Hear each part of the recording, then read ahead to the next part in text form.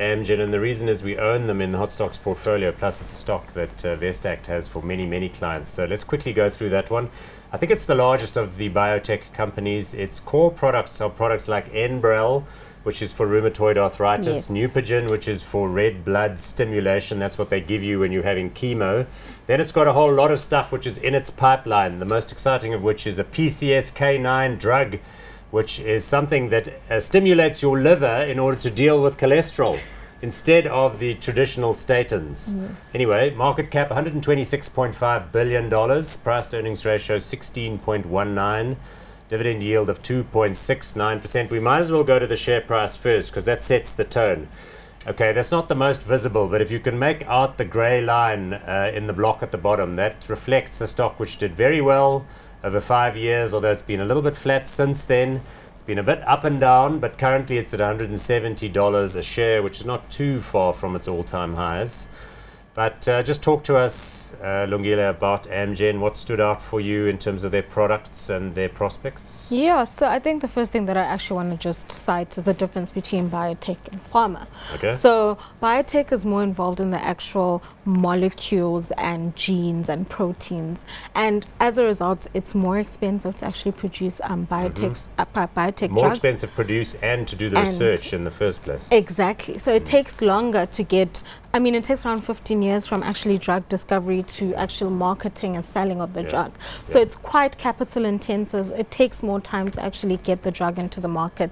And I think it spends around 3 years in the phase 3 of its product. Phase 1, phase 2, 3 means they've got to test the stuff, and then the phase 3 is the large trial. Yes, so it does take some time with that. So when you're looking at a biotech company, you're looking for things like what's in their pipeline, first of all, how far it is in their pipeline. So there's no use investing into something that's has a whole lot of its blockbusters in phase 1 and 2, where it's going to take more time in phase 3 as well as in marketing and development.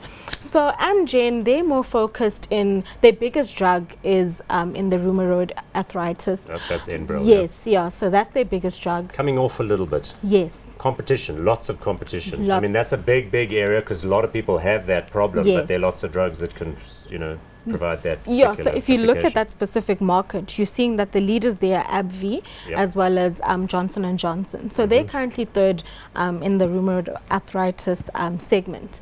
And I think what's interesting, what they've done is that if you look at AbbVie with the Humira, which is also #1 selling drug in the world. Exactly, but they lost their patent recently. And what Amgen has come in and done is that they've launched their biosimilar of that specific So it's complicated. Drug. So the #3 company has got a biosimilar, which is like a generic, which is going to take on this Humira #1, but it's been delayed.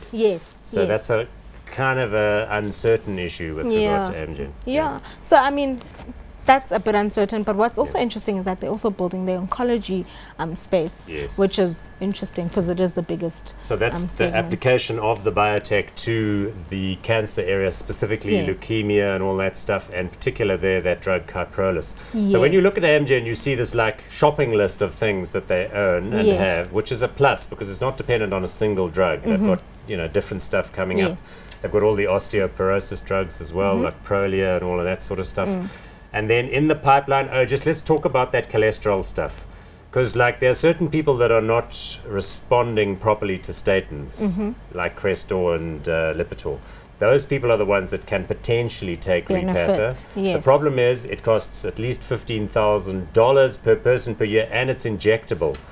So it super works, right? It's fantastic. But the real question with a drug like that is how much can they convince the medical aids to pay for it? Yes. And I think that's also the key with a lot of the biotech companies, is the convincing of the medical aids to actually pay for patients to actually use those drugs. So we're going to go hot or not. Broadly speaking, if you had money in the US in a portfolio, would Amgen be top of your list, or would it be on your list? Is it hot or not? Not. Not hot? Yes. No, man. What am I going to say to my friends? Okay, you can be not hot on it, but I'm going to be hot on it for sure. Cool. That's Fair okay. Enough.